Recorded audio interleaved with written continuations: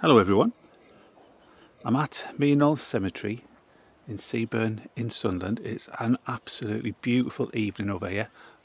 Look how blue the sky is.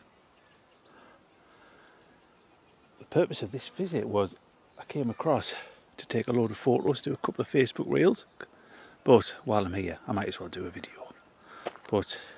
So I've just been around along Cutthroat Dean and one side of the cemetery taking some photos, so which you'll probably see later if you follow my Facebook page or any of the Sunderland history groups that are posting. But look at that. This is why I like doing videos when it's blue skies. Everything just looks spotless. It's red hot. And let's go and have a look around. So for this particular video, I've got no pre-plans to go to any particular headstones out like that. I just thought we'll have a wander up. I've noticed it is really overgrown in the old bit, so I don't like going when it's too overgrown. You never know what's in there, like that fox I saw in that other video. But this little bit is always overgrown down here. And there's a couple of headstones. There's one, there's another one by the edge just over there. And then there's a stump down here I've never seen before, but I'm not going to go in there. You never know if there's dog crap out like that, or adders if they've come across this part of County Durham. I very much doubt it, but you know. But yeah, I've never seen this one before because it's always completely overgrown.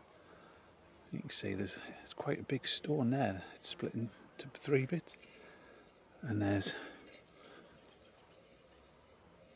hear that? Something's in there.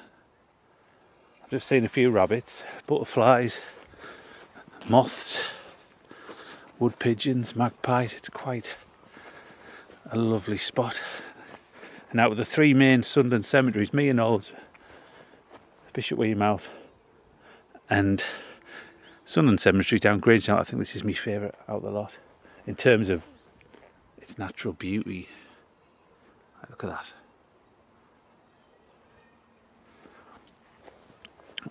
There's one of the headstones there. Bit overgrown. So this is kept as a meadow during large parts of the year. I think it's from about April through to August, so it's a bit like a meadow. So the only problem is it is good for wildlife and stuff like that, but so if you look here, because this is regularly cut, this floor, you know, you can play football on that, but the bits where the headstones are, it's all sort of sunken, more like moorland really than just like a grass. So look how high that is. I'm not even going to attempt to go into that bit. There'll be all sorts of spiders and stuff like that, but that's the Northern Cemetery Chapel. Should be a few headstones we can have a look at. Oh, I wouldn't get in here actually. Where's the sun? The sun's probably too bright on this, shining on us here.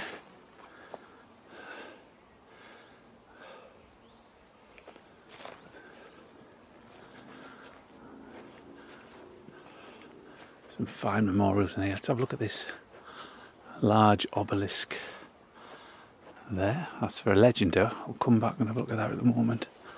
I can spot it's got a lot of mariner. This. So bright. Margaret Todd died February the 23rd, 1862. So the cemetery opened in 1856. She was 82 years. She lived to a good old age and went down to her grave in peace. And also James' husband, dearly beloved husband of Elizabeth Vary, grandson of the above. He died October 27th, 1898, aged 39 years. But there's also stuff on the side. So it's got John Robert Vary, son of James Hunter Vary. So that would be possibly her great grandson, who died sadly when he was only 6 months. If you ever come somewhere, just be careful. And that's Thomas Todd, mariner, son of Robert and Margaret Todd. He died 1861, aged 34 years. And also John Todd, a shipwright. That's like a ship's carpenter, died March the 13th, 1864, aged 45 years. Over in the distance, that's Monk Wearmouth School, or is it Monk Wearmouth Academy? Looks like somebody's playing football or there's football training on. But I would like to see that fox again who were disturbed last time. That's that Thomas Harper MacDonald, the beloved husband of Mary MacDonald. He died in 1902, aged 51 years. There's a hell of a lot of Scottish surnames in all the Sunderland cemeteries. Look at this. This is in loving memory of Wilton, son of Thomas and Amy Legender, who died May the 23rd, 1915, aged 9 years and so many months. And then Amy's husband, Thomas, he was drowned at Lisbon, September the 30th, 1927, aged 54 years. It's one thing you ever notice in these cemeteries in Sunderland, the amount of drownings and so on. And also mentions there's a William, aged 20 years, who died, and his 2 sons who died in their infancy. So also William, who died. Thought you had somebody. I remember, I think this is got in loving memory of Isabella Legender Davis. See, Legend is a good name to track down. And also in loving memory of Captain Ralph Davis, the beloved husband of Jane Davis, who whilst in command of the SS Lord Collingwood on a voyage to the Mediterranean perished with all on board on December 1887, aged 30 years. And also Anne, must be the daughter. She died aged 13 years. And then there's also a widow of the above Ralph. She lived on until 1952. It's quite high, that one. So what we'll do, we'll go out, get out of here. Plane flying over. So there's the Northern Cemetery Chapel. It's a bit cooler up here in the shade.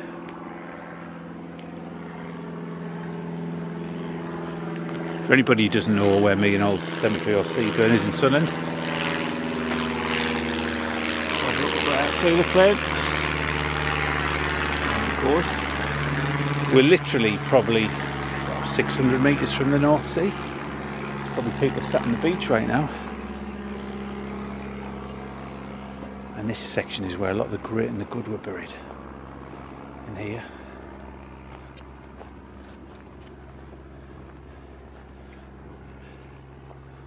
See if I recognise anybody. That looks like an Edwin Smythe one there.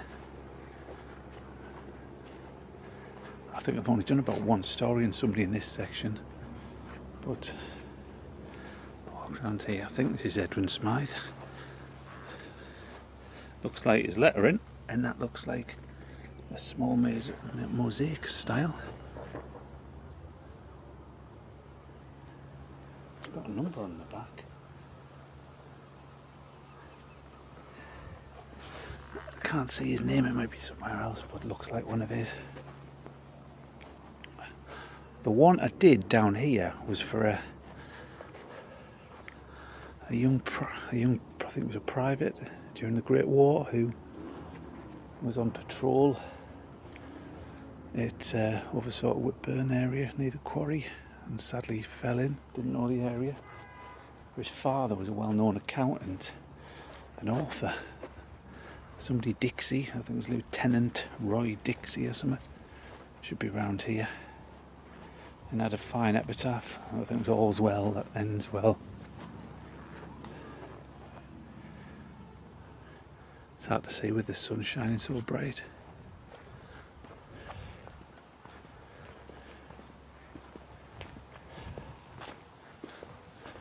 And I did that video I think it was last week, about the vault at Bishop Weymouth Cemetery, and I said, apart from that one, the only other one I could think of in any Sunderland cemetery is this one here.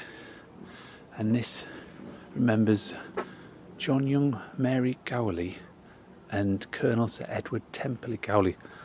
I think with some link, one of the MPs was Temperley or Gowley. But again, that's being bricked up. It's hard to see with the sun have to come around the side. Not as big as a Bishop Wearmouth one, but still distinct. It's a lovely place to come for a walk out. I'll have a look, see if I can see.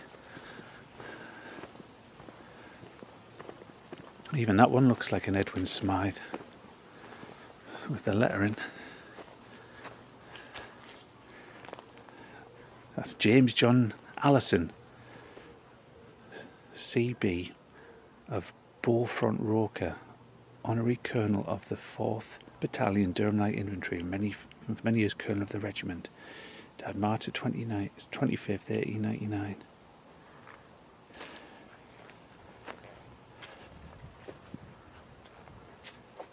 It's just too bright to have a look over there. What's this one here? Members of the Murray family, and it just mentions Alexander, son of the above, who was killed in the Great War, May the 10th, 1917, aged just 24 years.